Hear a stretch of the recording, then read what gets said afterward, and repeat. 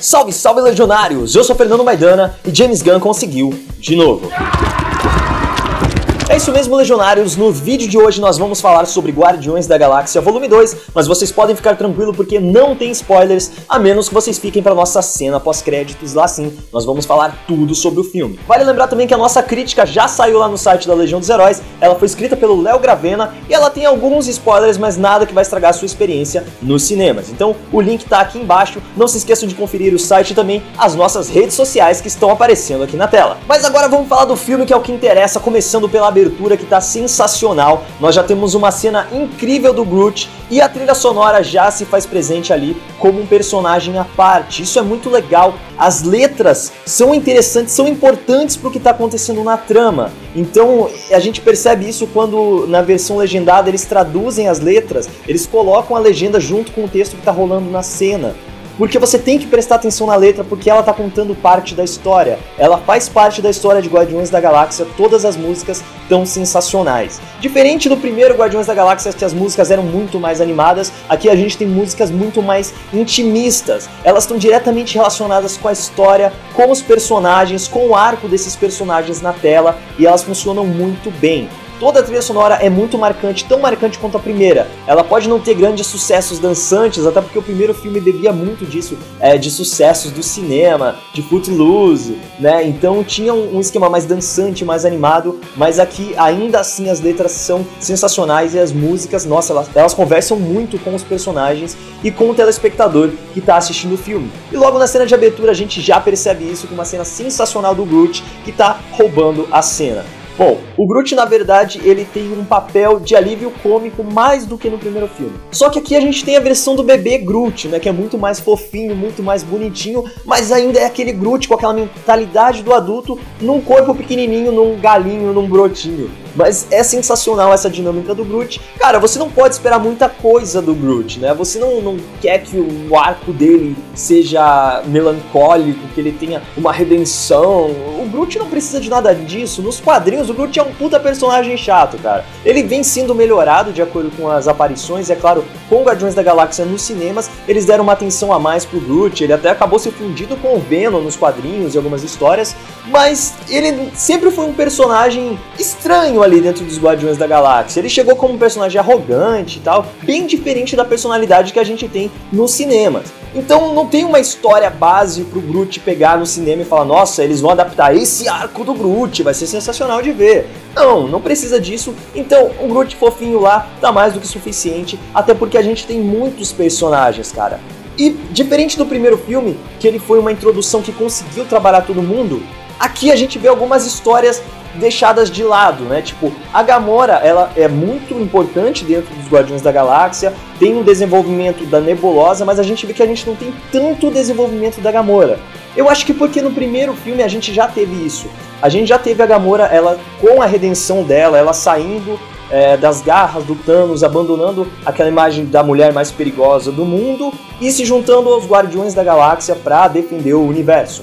Então agora a gente não precisa de mais Gamora com uma história de redenção, com uma história de vou fazer isso agora, porque ela já fez. Então a Gamora ela serviu muito mais de escada para o desenvolvimento da Nebulosa, que foi sensacional, e serviu ali como um par romântico do Peter Quill. Isso aí pode ser um spoiler, mas tipo, já estava sendo construído desde o primeiro filme, então já dava pra ver que isso ia acontecer. Não é ainda um casal nas telonas, não é um casal de heróis, mas é o que tudo tá indicando. E o Peter Quill, mais uma vez, é o destaque, afinal de contas ele é o líder ali dos Guardiões da Galáxia, e ele carrega o filme nas costas mais uma vez, mas ele tem grandes personagens coadjuvantes junto com ele. O Drax tem muito mais destaque nesse filme. Logo quando eles começaram a promover Guardiões da Galáxia Volume 2, o James Gunn já falou que o Dave Bautista ia ter uma participação muito grande, que ele ia ser o grande destaque do filme, e ele foi um dos grandes destaques mesmo. O Drax roubou a cena, todas as cenas deles estão bem engraçadas, e é aquilo, né? Muita gente reclama que ele tá fugindo do passado melancólico dele, mas a gente vê que esse passado ainda assombra ele. É o mesmo esquema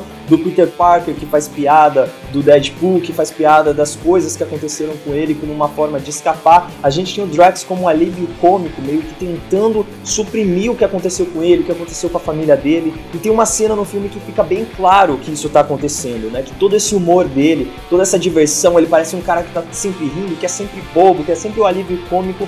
mas isso tudo é para esconder o passado dele. Então a gente pode ter, talvez mais pra frente aí, mais uma vez esse passado dele sendo beliscado aí pra gente sentir, ver um pouco mais do passado do Drax, assim como a gente viu um pouco mais da história do Rocky também. O Rocky no primeiro filme foi basicamente só o alívio cômico, aqui também ele é aquele cara chato que fica enchendo o saco de todo mundo, e a gente entende um pouco mais do porquê disso, que já foi meio que explicado no primeiro filme, que ele não gosta de ser chamado de guaxinim, ele não quer ser visto como um bichinho, e aqui a gente vê um pouco mais disso. Ainda não entramos na história do Rocky, ainda não vimos um planeta todo que foi utilizado como experimento para uma raça alienígena, que tinha robôs e animais falantes, que tem isso nos quadrinhos. Ainda não foi colocado isso nos cinemas, talvez eles estejam testando, eles deram pro James Gunn, ó, faz isso, com Guardiões da Galáxia 1 deu certo, você pode abusar um pouco mais do Guardiões da Galáxia 2, deu certo, vamos lá pro 3 e aí a gente vai com robôs e animais falando num planeta habitado por alienígenas. Mas o Rock teve mais um desenvolvimento também, ajudou no desenvolvimento do Yondu, que sim foi um dos principais personagens do filme. Um dos mais grandiosos, e Michael Hooker estava sensacional. O Michael Hooker a gente já viu fazendo uma espécie de Yondu em The Walking Dead, né, com o Merlin, que basicamente era um personagem que surgiu como um cara mau, um cara que não queria trabalhar em equipe, né? Apesar dele ter uma equipe nos Guardiões da Galáxia, né? Os saqueadores. Mas ele tem essa imagem de lobo solitário, de que às vezes é um líder, como ele foi no The Walking Dead, um líder assim que está nem aí para os seus subalternos, mas ele tem uma redenção. Assim como Yondu já teve uma redenção no primeiro filme, quando Peter Quill deixa pra ele o orbe falso, ele tem mais uma redenção aqui nesse filme que é sensacional, que a gente não vê ela sendo construída, e quando ela acontece e a trilha sonora contribui pra isso, você fica, caramba, era isso e que arco foi esse, que personagem tão rico é esse que o James Gunn conseguiu construir pra gente. E muito também foi possível graças ao papel do Sylvester Stallone, que, como eu falei, a gente não vai dar spoilers, mas o papel dele tá sensacional pra ajudar na construção do Yondu, pra enaltecer ainda mais a redenção dele. Cara, tá sensacional. Esse arco do Yondu é um dos mais interessantes, porque o filme, querendo ou não... querendo ou não, do outro vídeo, né? Querendo ou não. Esse filme, ele acaba sendo várias histórias separadas que convergem para formar Guardiões da Galáxia 2. Então a gente tem arcos de personagens isolados, mas que juntos formam Guardiões da Galáxia 2. Então porque a equipe se separa bastante. Então a gente tem a construção de núcleos ali, e agora desenvolve esse núcleo, e quando esse núcleo fica interessante, ele corta para o outro núcleo, e aí quando você quer ver só esse núcleo, ele corta para o outro. É basicamente quando acontece, quando a gente tem muitos personagens em um livro, em que cada capítulo vai contando o desenvolvimento de um personagem, quando chega numa parte em que fica muito boa, ele vai para outro capítulo e vai para outro personagem. Isso aconteceu bastante durante o filme, e é uma coisa muito boa, porque você quer ver mais deles, você quer entender mais o que está acontecendo, e o desenvolvimento do James Gunn é sensacional, cara. Ele consegue trabalhar com esses personagens de um jeito que você não imaginava que ia acontecer. Porque quem imaginava que Guardiões da Galáxia ia se tornar um filme tão grandioso como ele foi? Eu vejo muito o Guardiões da Galáxia como um Star Wars da nova geração. Apesar da gente ter um Star Wars da nova geração que está sendo construído agora, quando o primeiro Guardiões chegou, eu já tive essa visão. Eu falei, isso aqui é um Star Wars para quem está crescendo agora, para os adolescentes de agora, e eles devem ter o mesmo impacto que tiveram os adolescentes lá nos anos 70, nos anos 80, com a revelação do Darth Vader sendo o pai do Luke, com o Han Solo na Carbonita, com o Jabba. Sabe, é uma construção tão legal que o James Gunn tá conseguindo fazer que, cara, é sensacional. Ele tá se consagrando como um grande diretor. Eu gosto muito da construção do Zack Snyder, porque o Zack Snyder, quando ele vai fazer um filme baseado em quadrinhos, quando ele tem um quadrinho fechado pra fazer o filme, parece que ele pega o quadrinho, bota na mesa e fala, galera, esse aqui é o roteiro. Essa página aqui vai ser essa cena, vai acontecer isso. Essa página aqui, essa outra cena que vai acontecer essa outra coisa. E ele é muito fiel, e ele segue muito as linhas dos quadrinhos. Diferente do James Gunn. O James Gunn parece que ele fez o seguinte, ele pegou, leu todas as histórias que existem do Guardiões da Galáxia, leu todas as histórias em quadrinhos do mundo, e ele entendeu e ele falou assim, é assim que funciona uma história em quadrinho no papel, vamos fazer uma história em quadrinho na telona. E ele está construindo o seu próprio universo dentro dos cinemas. Dentro do universo Marvel tem o universo James Gunn, que ele está construindo com Guardiões da Galáxia. Porque você consegue sentir que é um universo à parte, que são personagens diferentes, que esse desenvolvimento que ele está fazendo é dele, é muito íntimo, sabe? E você se sente parte daquilo, porque você viu aquilo acontecendo, você viu esse desenvolvimento chegando. E é sensacional você fazer parte disso e ver isso sendo construído nas telonas. É um novo jeito de você ler histórias em quadrinhos, porque você está assistindo um novo universo sendo construído. É muito o que acontece quando você lê, por exemplo, um crossover e você conhece um personagem que você ainda não tinha visto. E aí você vai ler as histórias dele. Aí nas histórias desse personagem tem a mitologia dele e tem outros personagens tão ricos quanto esse. Aí você começa a ler outras HQs e vai para outras revistas e você começa a mergulhar nisso.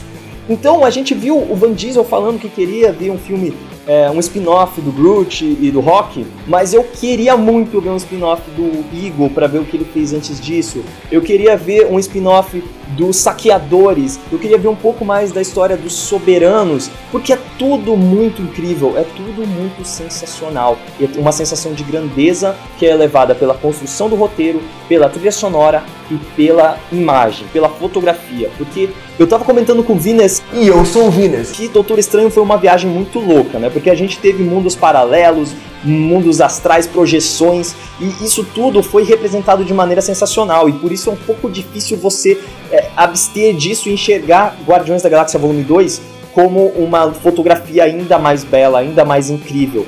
Porque pra mim foi, sabe? Tudo foi perfeitamente encaixado ali, cara. Você vê a construção tanto dos personagens, os alienígenas, os planetas, as naves, é tudo lindo, é tudo funcional, sabe? Você vê e entende aquilo como uma estrutura que sempre esteve lá. Do mesmo jeito que as músicas também parecem que sempre estiveram ali. A trilha sonora, como eu falei, parece um personagem à parte porque ela é muito orgânica. Porque ela não é colocada em um momento que, tipo, tá rolando uma cena de luta, começa uma trilha sonora de luta. Não, tipo, alguém colocou um Walkman pra tocar, alguém colocou a fita lá na nave, e a música começou a tocar e ela permeia pelas cenas. Então a cena já acabou, a cena em que a música foi colocada, mas ela continua, e quando chega em outra parte da música que tem outro ápice, outro tom, ela já tá em outra cena que requer aquele tom. Sabe, isso é uma construção sensacional, cara. É lindo, esse filme é lindo, esse filme é sensacional.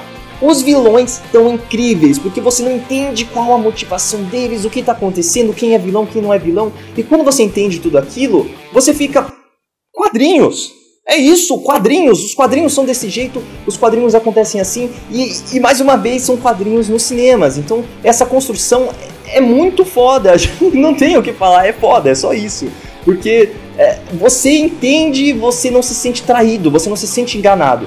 É muito bom essa sensação, porque às vezes você chega no filme e tem aquela grande batalha final, e tem aquele grande vilão com a motivação que foi tentada colocar nele, e você fica, não, essa motivação aí, não sei não, hein, rapaz. E é que você entende tudo o que tá acontecendo. Eu senti que teve um pouco de barriga ali no meio do filme, que ele se arrastou um pouco, e alguns personagens ficaram meio que, o que eu tô fazendo aqui? Ou essa cena não combinava muito comigo, né? Mas não é uma coisa que prejudica o filme, que você fala, puta, isso aí estragou o filme. Não, muito pelo contrário, é uma coisa que tá ajudando na construção e que lá no final chega, precisava desse momento mesmo. Ele podia ser feito de outra maneira, mas ok, eu entendo que foi pro desenvolvimento desse personagem dessa maneira.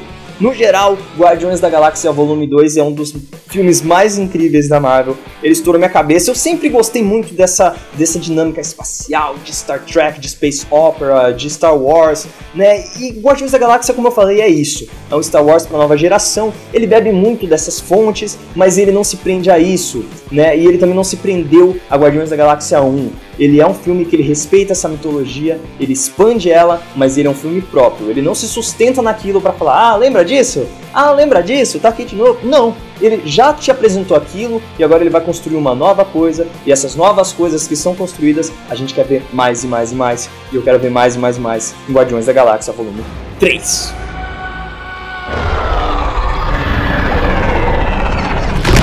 Se você gostou desse vídeo, não se esqueça de deixar o like aqui embaixo, se inscrever no canal para receber todas as novidades da Legião dos Heróis e continuar acompanhando os nossos próximos vídeos. É isso, e que a força esteja com vocês. E agora sim vamos para as nossas cenas pós-créditos, em que vamos falar um pouco dos spoilers do filme. E eu acho que vocês querem entender um pouco mais de Sylvester Stallone, tudo aquilo que aconteceu no final. Bom, aqueles personagens, inclusive o personagem do Michael Rosenbaum, que foi apresentado ali, eles fizeram parte dos Guardiões da Galáxia original, do século 31, lá dos quadrinhos. Só que aqui eles foram apresentados como saqueadores originais. E pelo que a gente viu ali, eles vão estar formando uma equipe própria para lutar, talvez em paralelo ou junto com os Guardiões da Galáxia. Então o que a gente fica na ansiedade é que eles voltem ou para Guardiões da Galáxia Volume 3 ou até mesmo para Guerra Infinita. Talvez eles sejam personagens que lutem ali junto com todos os heróis para tentar derrotar o Thanos. Porque afinal de contas, o Thanos é uma ameaça intergaláctica. Então vários heróis, vários personagens vão ter que unir forças para derrotá-lo. Outra coisa muito legal foi a Marvel escutando os fãs e colocando Stan Lee como um vigia, um amigo dos vigias, né? Tá ali no meio. Então a gente vê os vigias conversando com o Stan Lee e ele fala pra eles todas as aparições, os caminhos que ele teve nos filmes da Marvel. Então é sensacional você ter essa dinâmica dele falando, eu era entregador do FedEx, eu fazia isso.